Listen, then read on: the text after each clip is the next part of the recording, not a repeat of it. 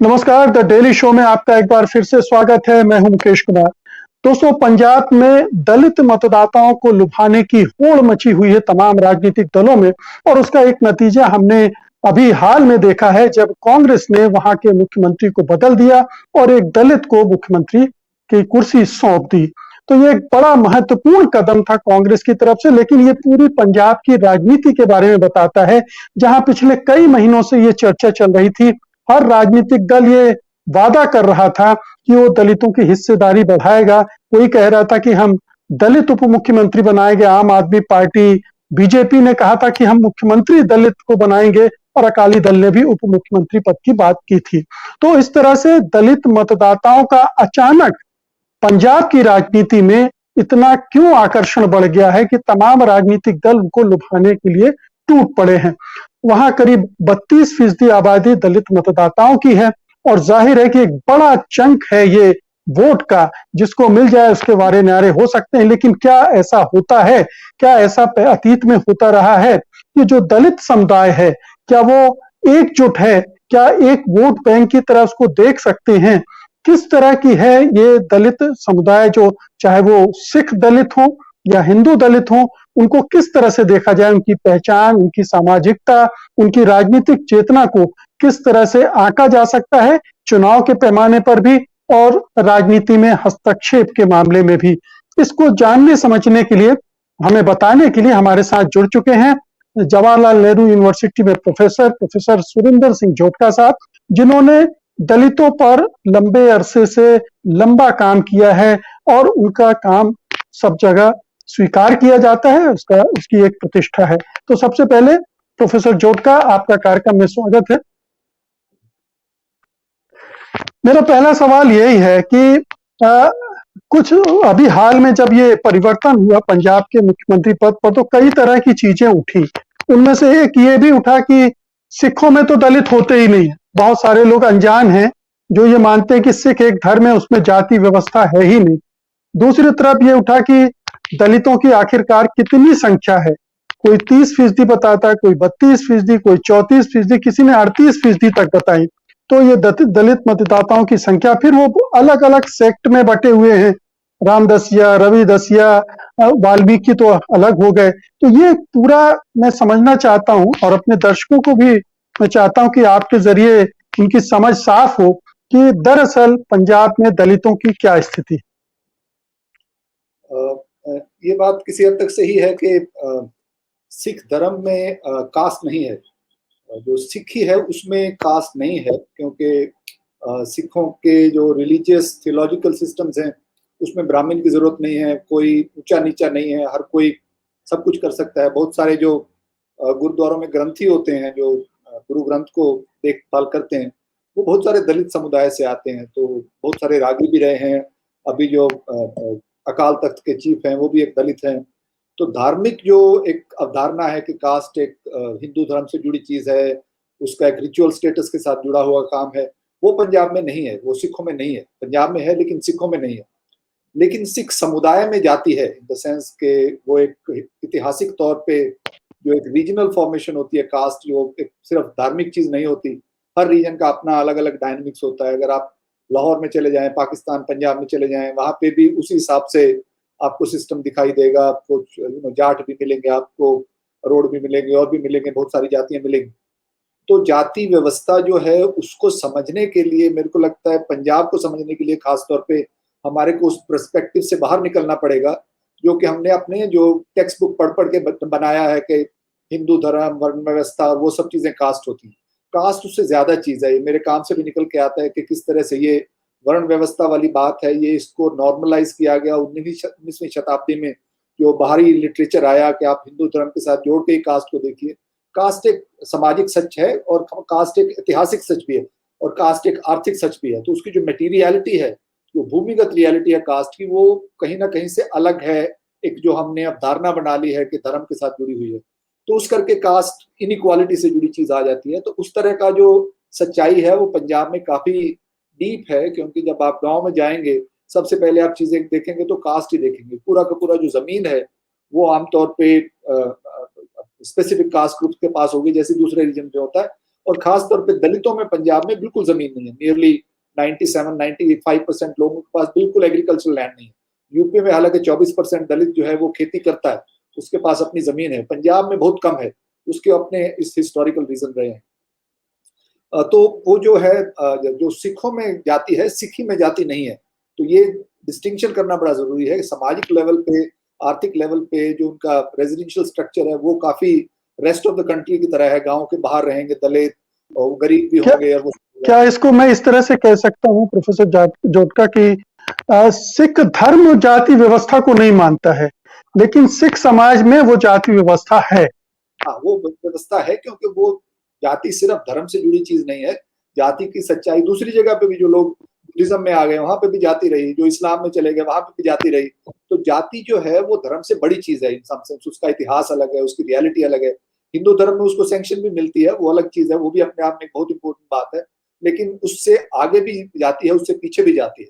तो वो जो रियलिटी है, लेकिन जो धार्मिक तौर पे सिख गुरुओं ने बड़ा क्लियरली उसको कहा है, और उसको मतलब माना भी जाता है। वो एक रिसोर्स भी है दलितों के लिए जो आजकल यूज करते हैं लोग। नंबर्स वाली बात बहुत इंटरेस्टिंग है जो आपने कही। वो एक अपने आप में अवधारणाएं अलग अलग से बन जाती हैं। होता क्या है कि जो हम दलितों की बात करते हैं, वो एक दलित एक कोई सामाजिक सच है, लेकिन वो एक शेड्यूल्ड कास्ट से जुड़ी हुई बात आ जाती है। जब भी आप दलित वर्ड यूज करते हैं तो आपको लगता है दलित जो है वो राजनीतिक तौर पे जो पोलिटिकली एक्सेप्टेबल टर्म है, उसके कई प्रॉब्लम्स भी हैं। लेकिन जो मेन जिसका जिसका डेटा आता है वो शेड्यूल्ड कास्ट का आता है। और शेड्यूल्ड कास्ट जो है अपने आप में एक एडमिनिस्ट्रेटिव कैटेगरी है, ये सेल्फ डेफिनेशन की कैटेगरी नहीं है। कल जो शेड्यूल्ड कास्ट नहीं है, आज वो शेड्यूल्ड कास्ट हो सकते हैं अगर वो इंसिस्ट करें तो हुआ क्या है कि पंजाब में एक तो एसटी लिस्ट नहीं है, जो दूसरे स्टेट में शेड्यूल्ड ट्राइब का अलग से लिस्ट होता है। तो बहुत सारी कम्युनिटीज जो कि एसटी में आनी चाहिए थी, जैसे सांसी हैं और बहुत सारे ग्रुप्स हैं, 25-30 ग्रुप्स हैं, छोटे छोटे ग्रुप्स हैं जो कि एसटी में हो सकते थे, उन सबको एससी में लिस्ट किया गया, इसलिए उनका नंबर ज्यादा है। 2001 के आंकड़े में पंजाब में करीबन 27% के लगभग शेड्यूल्ड कास्ट थे। और 2001 और 2011 में उनकी आबादी बढ़कर हो जाती है करीबन 32%, 32 से थोड़ा सा ज्यादा।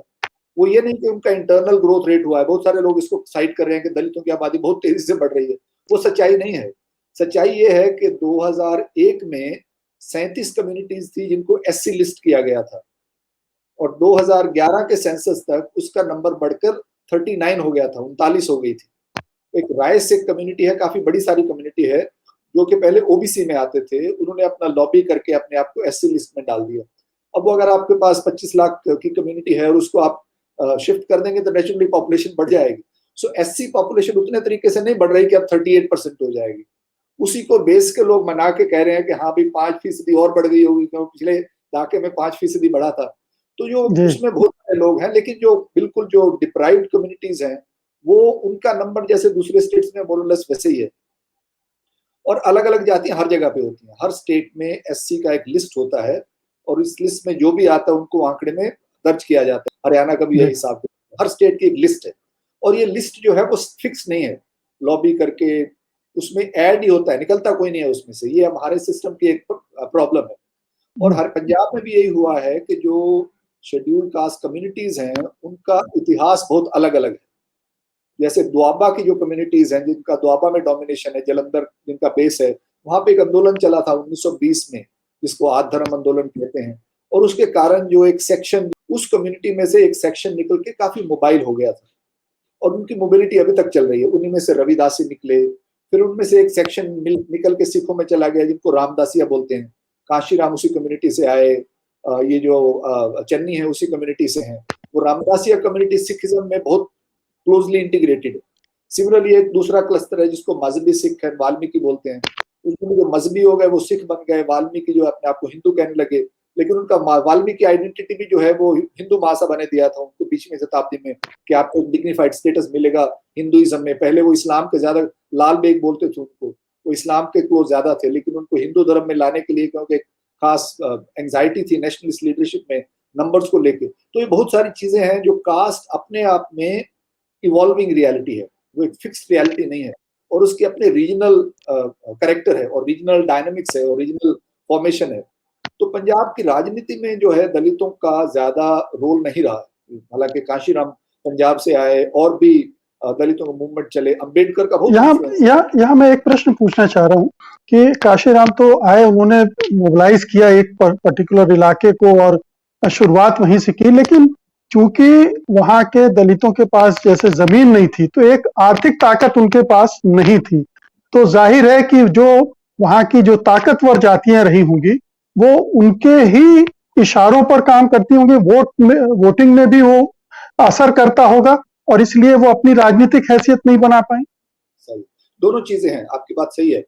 मोस्ट ऑफ द पंजाब आपकी बात कर रहे हैं, मालवा रीजन जो सबसे बड़ा है, जहां से ज्यादा चीफ मिनिस्टर आते हैं, वहां पे आबादी भी ज्यादा है, सीटें भी वहां ज्यादा है। वहां की ये सच्चाई रही है क्योंकि जमीनें बड़ी हैं पंजाब में बाकी स्टेट से, और उनमें भी काफी बड़े जमींदार भी रहे हैं। अब तो कम हो गई क्योंकि इंटरनल वो जो है डिवीजन होता रहता है। लेकिन दुआबा के रीजन में दलितों का मोबिलिटी भी बहुत रहा है। वो वहां पे जहाँ पे आद धर्म मूवमेंट चला, वहां पे क्या था, अंग्रेजों ने जब वो उन्होंने पंजाब को कंकर किया तो यहाँ पे कंटोनमेंट बनाया था। उस कंटोनमेंट के साथ जो है वो वहाँ का जो लेदर के साथ काम करने वाली कम्युनिटीज का जो है प्रोस्पेरिटी काफी बड़ा था, क्योंकि सर्दी होती है तो आर्मी को बूट चाहिए होते थे। तो उस करके वहां पे एक लेदर टेनिंग का बिजनेस शुरू होता है। आज भी आप जलंधर में बूटा मंडी जाएंगे तो आपको एकदम से मिलेगा जैसे आप कहीं बाहर घूम रहे हैं, इंडिया में भी नहीं है इतना बढ़िया, मतलब वहां पे डेवलपमेंट हो चुका है उस एरिया में। और बहुत सारे लोग बाहर चले गए, इंग्लैंड में भी हैं, कनाडा में भी हैं। मेरे को याद है 1999 में 2000 में एक वहाँ कॉन्फ्लिक्ट हुआ था तलन गांव में, इमीडिएटली उन्होंने ग्लोबली कनेक्ट किया। आप रविदासियों के डेरे में जाइए जलंधर के पास, जिसको मैंने स्टडी भी किया है, उनका एकदम से डायरेक्ट लाइव टेलीकास्ट होता है। सो रविदासी कम्युनिटी एक जो है वो ग्लोबल लेवल पे बहुत कंसोलिडेटेड है और उनके पास रिसोर्सेज भी हैं और वो उस प्रोसेस में मोबिलिटी भी होगी। तीसरे लेवल पे जो अंग्रेजों ने एक सिख लाइट इन्फेंट्री बनाई थी, जो कांशीराम के बाप थे वो भी फौज में गए थे, जैसे अम्बेडकर के बाप थे, तो उससे भी एक काफी मोबिलिटी पंजाब में हुआ था और फिर माइग्रेशन भी हुआ, ग्लोबल माइग्रेशन हुआ। So section of Dalits in Punjab are quite prosperous और उनके पास सब हर तरह के रिसोर्स हैं। उनके पास इंटेलेक्चुअल रिसोर्सेज भी हैं, पॉलिटिकल रिसोर्सेज भी हैं, मोबिलाइज भी करते हैं, कल्चरल इंडस्ट्री में भी हैं। पुत चमारा दे all the Punjabi music, Dalit music is coming from this region only. तो वो भी एक कम्युनिटी का एक एंगल है। तो दोनों चीजों को साथ में देखना पड़ेगा। आपकी बात सही है कि क्योंकि वो एक एग्रेरियन सबऑर्डिनेशन था दलितों का, इस करके उनकी अपनी दलित पॉलिटिकल एजेंसी निकल के नहीं आ पाई, जो कि यूपी में आ गई क्योंकि उनके पास जमीनें थी। जी, तो इसमें काशीराम की भूमिका क्या थी? क्या उन्होंने इन जातियों का राजनीतिकरण करने में किसी हद तक कामयाबी हासिल की, उनको एकजुट किया और एक राजनीतिक फोर्स के रूप में तब्दील किया एक हद तक? जो मेरी अपनी स्टडी शो करती है वो ये शो करती है कि क्या हुआ है कि 1970 के दहाके में जब ग्रीन रेवोल्यूशन स्प्रेड होता है पंजाब में, उसके बाद फिर बहुत हैवी स्टेज में मैकेनाइजेशन होता है और दूसरा जो है बाहर से मजदूर आने लगता है, बिहार से, ईस्टर्न यूपी से, मोस्टली बिहार और ईस्टर्न यूपी से मजदूर आने लगता है, जिनको मजदूरी वहां पे अच्छे से नहीं मिलती और वो काफी दर्जे तक जो लोकल दलित है उसको डिस्प्लेस करता है। और लोकल दलित को भी लगता है कि यार रिलीफ है, मैं खेती में काम नहीं करूंगा। पंजाब का शहरीकरण भी काफी हुआ है, Punjab is one of the more urbanised regions. तो उनको लगता है कि हम दूसरा कोई काम कर लेंगे और ये यहाँ काम करने से कुछ मिलने वाला नहीं है। थोड़ा बहुत तो मोबिलिटी भी हुआ है। तो मेरी स्टडी शो ये कर रही थी कि जो वहाँ का जो गाँव का समाज है उसमें फ्रेगमेंटेशन बहुत हुआ है। जो इंटरकास्ट वर्टिकल डिपेंडेंस था लोगों का, वो एक दूसरे के साथ रेसिप्रोकल टाइज भी होती थी। आपको वो उधार दे देंगे, आपको नौकरी दे देंगे, आपका अदरवाइज लिहाज रखेंगे, उसमें बहुत सारी वायलेंस भी होती थी। वो सब चीजें ब्रेक होने लगी। अब जब वो ब्रेक हो गई तो दलित का एक अपने तरफ से एक ऑटोनॉमी पैदा हुई उसमें। उसने खेती से भी अपने आप को अलग कर लिया, पुराने ऑक्यूपेशन छोड़ दिए, अपनी अपनी पंचायत बनाने लगे लोकल लेवल पे। कोई ज्यादा लंबा चौड़ा दलित मूवमेंट नहीं था, हर गांव में हर कम्युनिटी अपने आप को कि भाई हमने इनसे कुछ नहीं लेना क्योंकि ये हमारी बेइज्जती करते हैं अपनी डिग्निटी के लिए। जहां जहां पे थोड़ा प्रोस्पेरिटी आया और फिर वो आपके रिजर्वेशन के साथ, रिजर्वेशन पंजाब में अच्छे से इंप्लीमेंट होती है, उसका सब क्लासिफिकेशन ज्ञानी जैल सिंह ने कर दिया था 1974 में। तो जो मजहबी कम्युनिटी है उनको भी नौकरियां स्टेट लेवल पे मिल जाती हैं और दोआबा में वैसे मोबिलिटी आती है। तो एक नया मध्यम वर्ग पैदा होता है। जो मध्यम वर्ग जो है वो अपनी कम्युनिटीज को संभालने की कोशिश करता है लोकल लेवल पे, और उससे ग्रेजुअली बाय 1990s एक बड़े इंटरेस्टिंग तरीके से एक ऑटोनॉमी का जो कल्चर डेवलप होता है। और वो टाइम है जब इनमें आपस में झगड़े बहुत बढ़ते हैं। जो लोकल डोमिनेंट कास्ट है, जाट है, जैसे गांव में आप छोटा तालाब बचा है, बाकी सारा तालाब आपने भर लिया, उस तालाब पे कंफ्लिक्ट हो जाएगा। वो दलित कहेंगे कि ये गांव का तालाब है, हमारे को भी एक्सेस दीजिए, लेकिन जाट कहेंगे नहीं जी, आपने अपना तालाब तो भर लिया, आपने तो अपनी चौपाल बना ली वहां पे, ये तो हमारा तालाब है, यहाँ पे तो आप एक्सेस नहीं ले सकते। उस बेस पे झगड़े हो जाएंगे। या जो शामलाट की जमीन पड़ी है, उसको पहले जो है डोमिनेंट कास्ट वाले लोग दलित के नाम से ले लेते थे, जो रिजर्वेशन में भी आती है। उन्होंने कहा नहीं, हम तो खुद खेती करेंगे। तो वो डिपेंडेंस कम होने से कॉन्फ्लिक्ट बढ़ा। तो करीबन 15 साल देखिए इतिहास पंजाब का काफी कॉन्फ्लिक्ट रहा। और उसके बाद क्या हुआ है कि जो जट सिख है उसकी भी मोबिलिटी हुई, वो भी शहर में जाने लगे, तो उनके स्टेक्स गांव में कम हो गए। तो उससे जो एक अजब किस्म का एक काइंड ऑफ अकोमोडेशन की रिक्वायरमेंट होने लगी। जब ऐसे फार्मर्स मूवमेंट चल रहा है तो उसमें वो रिकॉग्नाइज कर रहे हैं कि हमारे को मजदूर की सॉलिडारिटी की जरूरत है। तो एक अलग किस्म का बराबरी आ गया। हालांकि आर्थिक क्लॉज पे अभी भी बहुत अनइक्वल है, लेकिन एक हॉरिजॉन्टलाइजेशन हुआ है उनका। काशीराम उसमें से निकला है, लेकिन काशीराम की कर्म भूमि यूपी रही है। वो दलित भी महाराष्ट्र में जाके बना, पंजाब में तो पढ़ के चला गया था, उसको तो लगा मेरे को कोई प्रॉब्लम है नहीं, और उसको अपनी प्राइड भी थी, बहुत बड़ा भी था साइज में, उसको ज्यादा कुछ डिस्क्रिमिनेशन नहीं था। उसके पेपर भी लिखा है मैंने ईपीडब्ल्यू में। तो वो पंजाब में आया वापिस, और थोड़ा असर हुआ पंजाब में उसके साथ। जो एक टाइम पे डीएसपी ने काफी इफेक्टिवली मोबिलाइज किया। लेकिन ये बहुत सारे लेवल हैं जहाँ पे ये निकल के आता है। और वो अभी जो आपने प्रिसाइजली जो बात शुरू में की कि आज जो है दलित का एक पॉलिटिकल एजेंसी है, जो दलित सबको मालूम है कि वो खुद चॉइस करेगा किसको वोट डालना है, उसको आप फोर्स नहीं कर सकते।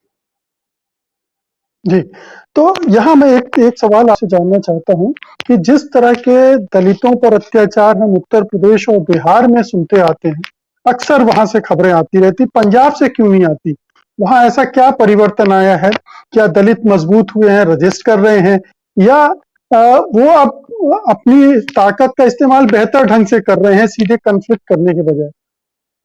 सरकारी डाटा भी यही कहता है कि पंजाब में उस तरह का एट्रोसिटीज बहुत कम है। आप अगर पूरा नेशनल लेवल का डेटा देखेंगे, पंजाब निचले 2-3 में से आता है, जैसे गोवा जहाँ पे बिल्कुल दलित आबादी बहुत कम है।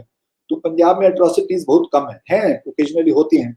लेकिन ये पिछले 10-15 साल में जो मैंने आपको बताया जिस तरह से परिवर्तन हुआ है, उससे दलित का असर्शन बढ़ा है। लोकल लेवल पे वो कन्फ्रंट करते हैं, और वो क्योंकि उनके नंबर्स भी काफी हैं, और अलग अलग रीजन में अलग अलग कम्युनिटीज का कंसंट्रेशन है।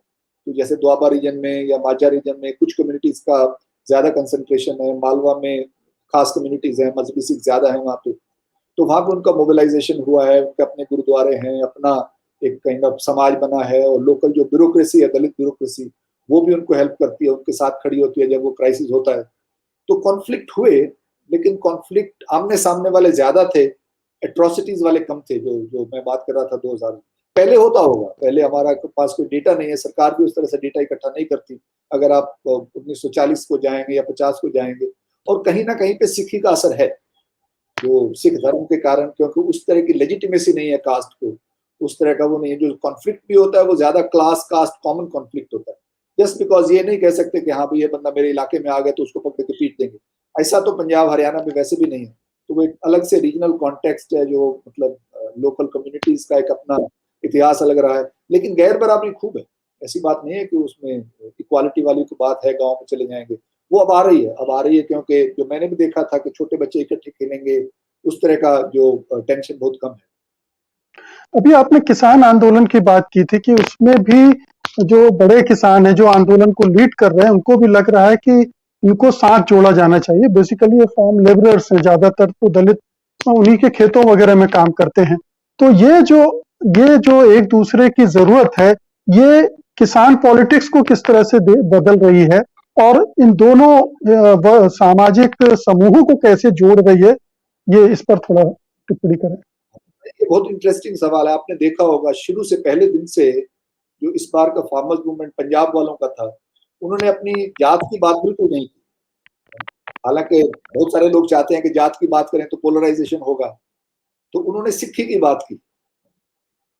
जो शुरू से भी सिंबलिज्म था, वो पगड़ी का, खुली दाढ़ियां, वो अरदास होगी वहां पे, जैसे गुरुद्वारा लगा रखा है उन्होंने। तो पंजाबी सिंगर्स भी बोलेंगे, सिंगर्स में थोड़ा बहुत जाट जाट आता है, लेकिन जो फार्म लीडर्स हैं वो कभी भी अपना जमींदारा की बात नहीं करेंगे, अपनी कास्ट की बात नहीं करेंगे, वो सिक्खी की बात करेंगे, तो उनको पता है सिक्खी इंक्लूसिव है। इंक्लूसिव है तो बाकी सारी कम्युनिटीज जो है उनको भी साथ में लेके चलेंगे और खेती की बात करेंगे। तो वो एक बहुत इंपॉर्टेंट चीज है और ये लीडरशिप ने रियलाइज किया है कि अपने लेवल पे हमारी अब इतनी ताकत नहीं रही। आज से 30 साल पहले 1980 के दहाके में जब फार्मर्स के आंदोलन हुए थे तो इनके पास खूब ताकत थी। आज जो है इंडिया का चेहरा बदल चुका है, कॉर्पोरेट कैपिटल इतनी पावरफुल हो गई है, फिर पॉलिटिकली जो है वो एक माहौल बहुत अलग किस्म का है। तो उसमें उनको समझ आता है कि हाँ भाई अभी हमारे को जितना कंसोलिडेट करेंगे उतना हम उसके इलेक्टोरल इफेक्ट प्रोड्यूस कर सकते हैं। तो उसी के कारण सरकार हमारी सुनेगी। तो वो एक उनको समझ आया, इसलिए वो नेचुरली फिर किसान मजदूर एकता जिंदाबाद की बात करते हैं। जी, तो यहाँ क्या हम जो सिखों के दलित हैं, दलित सिख हैं और वाल्मीकि जो हिंदू वाले हैं, इनमें क्या फर्क देखते हैं एक राजनीतिक रूप से, कि क्या ऐसा है कि जो हिंदू दलित हैं वो बीजेपी की तरफ आकर्षित होते हैं, उसके हिंदुत्व की तरफ आकर्षित होते हैं, ऐसा कुछ है क्या? पंजाब का थोड़ा अलग है ढांचा इस मामले में ना, कल्चर अलग है। वहां पे सिखी का असर हर जगह पे है। आपको लोग मिलेंगे जो पगड़ी नहीं बांधे, अपने आप को वाल्मीकि बोल दें, बीजेपी भी ज्वाइन कर लेंगे, लेकिन जब घर का फंक्शन होगा तो सभी पगड़ी बांध के आ जाएंगे, सभी गुरुद्वारे में जाएंगे। तो उस तरह का वो कोई ऐसा हिंदू सिख वाला डिवाइड एक बार हुआ था 1980 में जब खालिस्तान मूवमेंट चला था, लेकिन उसके बाद रिकवर कर गए लोग। तो मतलब उस तरह का जो डिवीजन है, एक ही परिवार के, मेरे को याद है मैं फील्ड वर्क कर रहा था एक गांव में अमृतसर डिस्ट्रिक्ट के, एक ही फैमिली में एक ही परिवार में, वो मेरे को ओल्ड मैन कह रहा है जी देखो जी हम तो अपने आप को मजहबी बोलते हैं, ये हमारा बेटा है ये शहर में रिक्शा चलाता है, वहां पे कहता जी मैं वाल्मीकि हूँ, ये हमारा जमाई है ये मसीह बन गया जी, क्रिश्चियनिटी अडॉप्ट कर ली। तो लेकिन है तो सारा एक परिवार। तो जब जरूरत पड़ती है, रिचुअल की बात आ रही है, तो सारे के सारे फिर वो रीजनल पंजाबी सिख रिचुअल है वही कर सकते हैं। तो वो चर्च भी चले जाते हैं, उनको ज्यादा कुछ प्रॉब्लम नहीं होता। लेकिन वो एक अलग किस्म का एक रीजनल कल्चर है उसमें। वो क्योंकि ये लिस्टिंग का जो ना एक अपना पॉलिटिक्स चला था 1900, जब अंग्रेजों ने रिजर्वेशन किया इंट्रोड्यूस पूना पैक्ट के बाद, तो उसमें you had to be Hindu in order to avail reservation. तो ये बहुत सारे लोग थे जिन्होंने मूवमेंट करके 1931 में अपने आप को आद धर्मी लिखवा लिया था, और अंग्रेजों ने भी आद धर्म को एक अलग रिलीजन के रूप में एक्सेप्ट कर लिया था। लेकिन जब वो नया सिस्टम आया, इलेक्शन होने थे, तो उसके लिए अगर आपको रिजर्व सीट कंटेस्ट करनी है तो आपको अपने आप को हिंदू लिखवाना पड़ेगा। तो वो लिखवाने की बात अलग है, सब रविदासी अपने आप को हिंदू लिखवाते हैं, लेकिन कोई भी हिंदू रिचुअल प्रैक्टिस नहीं करता, कोई पंडित के पास नहीं जाता। वो सारे के सारे सिख गुरुद्वारों में जाते हैं, या अपने भी उनके जो है टेम्पल्स हैं उसमें मोस्टली गुरुद्वारे वाले रिचुअल्स ही होते हैं। तो वो एक सिखी का एक अपना हेजेमोनिक स्पेस है पंजाब में। तो देखोगे आप जब मिनिस्ट्री बनती है उसमें कहेंगे ये हिंदू चेहरा है, लेकिन वो भी बोल रहा होगा बोले सोनेहाल सत श्री अकाल, उसको कोई हेजिटेशन नहीं होता उसको बोलने में। उसमें ये नहीं कहता कि हाँ भी हमारी राम की भी बात करो या हमारे हनुमान की बात करो, करते हैं, ऐसी बात नहीं है कि वो नहीं है। शिवसेना भी है पंजाब में, मंदिर है पंजाब में, हिंदू धर्म भी है, हिंदू धर्म का एक अपना हिस्ट्री भी रहा है, इतिहास भी रहा है। आर्य समाज का मूवमेंट बहुत स्ट्रॉन्ग रहा है। हिंदू महासभा, क्योंकि ये रीजन पार्टीशन वाला रीजन था तो उसमें कम्युनल ऑर्गेनाइजेशन भी बहुत हुआ था, लेकिन अब बहुत कम हुआ है। पिछले 30 साल में मैंने देखा है वो काफी कम हुआ है, और लोग सब कोई जाते हैं, गुरुद्वारे जाएंगे, आप भी अमृतसर जाएंगे तो जब गोल्डन टेम्पल जरूर जाएंगे और पूरा मत्था टेकेंगे अपने पूरे भाव के साथ। आपको कुछ लगेगा नहीं कि मेरे को कोई बाहर का महसूस कर रहा है।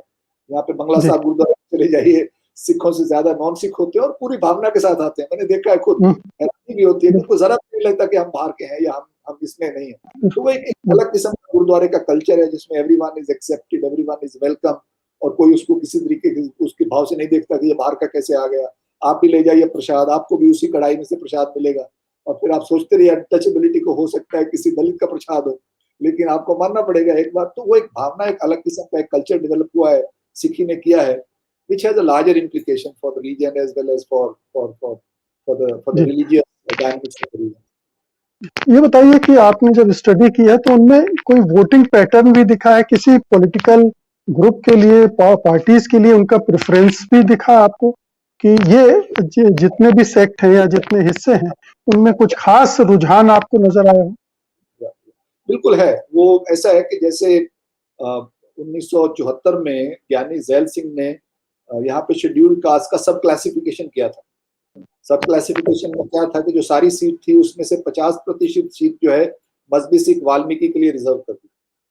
उसके बाद नेचुरली उनका कांग्रेस के साथ फिर ज्यादा उनको डर था कि ये क्योंकि सिख है मजबूत, ये अकालियों को वोट डालेंगे और अकालियों के साथ जाने का ज्यादा चांस है, तो वो कांग्रेस के, तो पॉलिटिकली काफी इंटीग्रेटेड है वो, लेकिन मेन स्ट्रीम पार्टीज में इंटीग्रेटेड।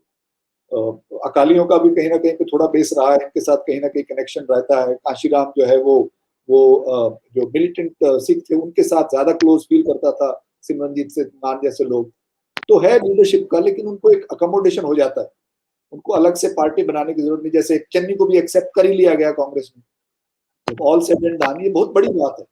स्टेट जहाँ Jat hegemony has been so powerful कि अभी तक सिर्फ एक चीफ मिनिस्टर बना था पंजाब में, ज्ञानी जैल सिंह, जो नॉन जाट सिख था, लेकिन जब ये बना है तो इसको कहीं से इधर से भी सपोर्ट आ रहा है, उधर से भी सपोर्ट आ रहा है।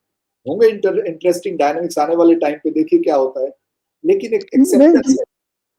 जी, मैं यही जानना चाह रहा था कि इस चुनाव में सारी पॉलिटिकल पार्टी कह रही हैं कि हम दलितों के लिए ये कुर्सी देंगे, कोई उप मुख्यमंत्री बनाने की बात कर रहा है, कोई मुख्यमंत्री बनाने की बात कर रहा है, तो ये फिनोमिना क्या है, एकदम से दलित वोट इतने महत्वपूर्ण क्यों हो गए लोगों को? ये आप लोगों ने किया है, सिफोलॉजिस्ट ने किया है, जर्नलिस्ट ने किया है, क्योंकि सारा पॉलिटिक्स अब आइडेंटिटीज पे, नैरेटिव्स में आ गया है। जब भी बात होती है पॉलिटिक्स की किसी टेलीविजन चैनल पे, तो लोग कास्ट गिनने लगते हैं, कौन सी कम्युनिटी है, कौन सी कम्युनिटी है।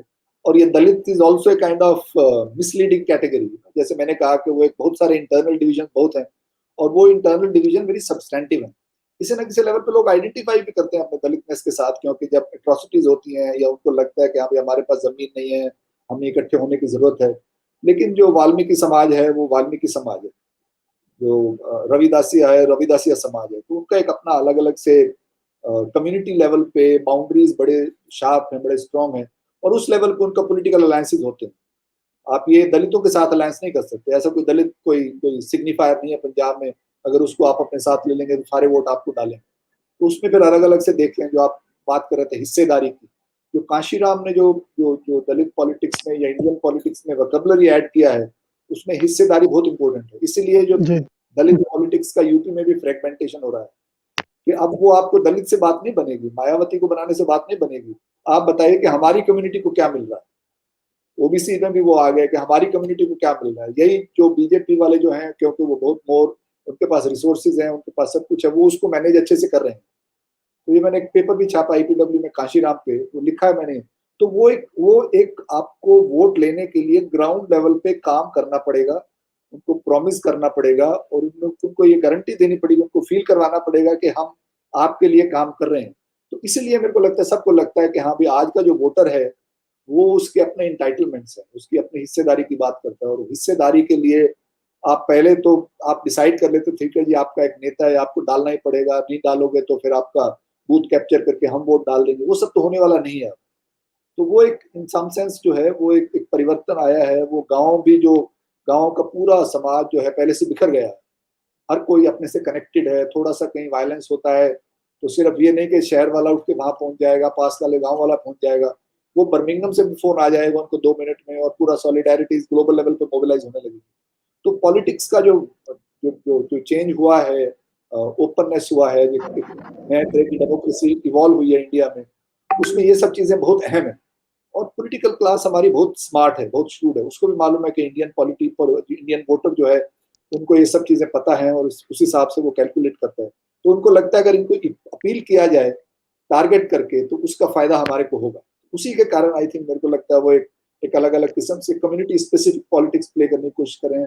लेकिन इन रियलिटी आप देखें, जो इंडिया की पॉलिटिक्स आप मेरे से ज्यादा जानते होंगे, अब जब डेटा पे देखते हैं तो वैसे लगता है हर कोई हर किसी को डालता है। अब मुस्लिम भी बीजेपी को वोट डालेंगे, और जो ब्राह्मण है वो कांग्रेस को भी वोट डालेगा, बीएसपी को भी डालेगा, आम आदमी पार्टी को भी डालेगा, तो सिर्फ ये नहीं कि बीजेपी को डालेगा। तो वो एक अलग अलग तरीके से डायनामिक्स है, लेकिन पैटर्न्स हैं उसमें। upper caste are likely to be voting more for certain political parties, lower caste or Dalits are likely to be voting more for specific parties.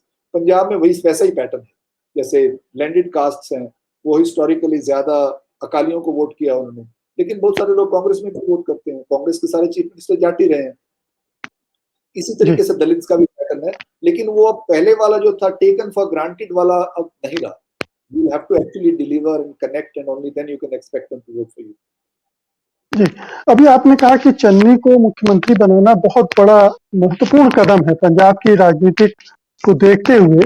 तो आपको क्या लगता है इससे क्या फर्क आने वाला है? कांग्रेस को इसका कितना लाभ मिल सकता है, नहीं मिलेगा? दूसरे जो दल हैं जो इस चीज को भुनाना चाहते थे उनके लिए कितना बड़ा सेटबैक है?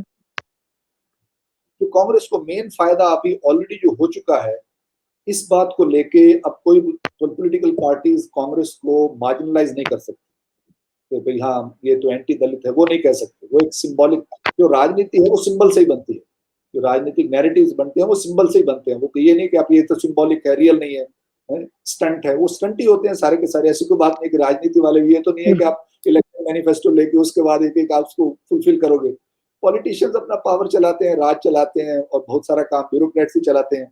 तो वो एक सिस्टम चलता आ रहा है, उसमें पॉलिटिकल जो लीडर्स हैं, पार्टीज हैं, उनका फर्क पड़ता है। लेकिन सिस्टम की अपनी एक लिथार्जी भी होती है, अपने बायसेस भी होते हैं, अपना एक एफिशिएंसी भी होती है। तो उसमें ये है कि अब वही मैं बैक कर रहा हूँ, एक ओपन हो गया कांग्रेस के लिए।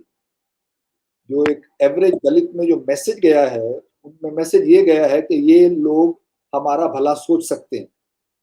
तो ये एंटी दलित लोग नहीं है। अगर इन्होंने दलित को चीफ मिनिस्टर पहला बनाया है, एक्सेप्ट किया है, तो ये हमारे भले कर सकते हैं। लेकिन वो वहां तक ही है। ये इसेंशियल है लेकिन सफिशिएंट नहीं है। आपको और बहुत काम करना पड़ेगा। आप अलग अलग कम्युनिटीज को फिर उनकी हिस्सेदारी देनी पड़ेगी।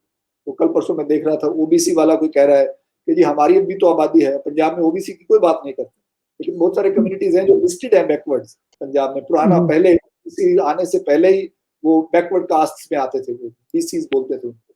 वो जो बीसीज हैं उनका एक अपना अलग किस्म का एक क्लस्टर बनाने की कोशिश कर रहे हैं। वो भी अपना हिस्सा मानेंगे। अगर आपने रामदासिया सिख को बनाया है तो मजहबी सिख कहेंगे जी हमारा भी कुछ बनाओ। तो वो एक नई तरह की जो पॉलिटिकल मैन्यूवरिंग है, पॉलिटिकल बार्गेनिंग का कल्चर है, पॉलिटिकल अकोमोडेशन का कल्चर है, वो सब पार्टीज को सीखना पड़ेगा। और वो कांग्रेस के लिए भी जरूरी है, और दूसरी पार्टीज भी करेंगी। तो at the end of the day competition होगा ही होगा। ये नहीं कि एक बार कांग्रेस ने मिनिस्टर बना दिया तो वो फिर वो उल्टा भी पड़ सकता है कांग्रेस के लिए, क्योंकि आप उसको रखना पड़ेगा। आप ये कहेंगे हाँ भाई ये तो नाइट वॉचमैन है, उसके बाद फिर हमारे मेन क्रिकेटर आ जाएंगे, तो वो तो इतनी आसानी से नहीं होने वाला। तो उसके लिए वो एक सिस्टम बनाना पड़ेगा जिससे ये नहीं है कि वो जट से को एलिनेट कर सकते हैं, उनको भी रखना पड़ेगा। और वो एक बहुत डोमिनेंट कम्युनिटी है, बहुत बड़ी कम्युनिटी है। तो उनको साथ लेके कैसे चलोगे? शहरी तबका है, उसको साथ लेके कैसे चलोगे? हिंदू वोटर, जो कम्युनल हिंदू वोटर है, upper caste Hindu urban voter है, उसका भी अपना एस्पिरेशंस है, उनको भी देखते हैं। तो कुछ को ब्यूरोक्रेसी में अकोमोडेट किया जाता है, कुछ को काइंड ऑफ पॉलिटिक्स में अकोमोडेट किया जाता है। तो सारा अकोमोडेशन की पॉलिटिक्स होती है हर स्टेट में, हर रीजन में। बिल्कुल। बहुत अच्छा लगा आपसे बात कर प्रोफेसर जोटका, क्योंकि मीडिया में इतनी सारी चीजें चल रही हैं और आपसे जो बातचीत हुई मुझे लगा कि बहुत ज्यादा कंफ्यूजन है। बहुत सारे लोगों को बहुत सारी चीज पता नहीं है, मुझे भी पता नहीं थी जो मैंने अभी आपसे बात करके जानी है। तो बड़ी दिलचस्प है बातचीत, और मुझे लगता है कि आपसे बीच बीच में बातचीत करते रहना पड़ेगा मुझे। और हमारे दर्शकों को भी इससे एक नया नजरिया मिलेगा इस पूरी दलित पॉलिटिक्स को, और पूरी पॉलिटिक्स में जो दलित का रोल है उसको समझने में। तो बहुत बहुत शुक्रिया आपका, धन्यवाद आज की बातचीत के लिए। सत्य हिंदी का ऐप डाउनलोड करें गूगल प्ले स्टोर पर।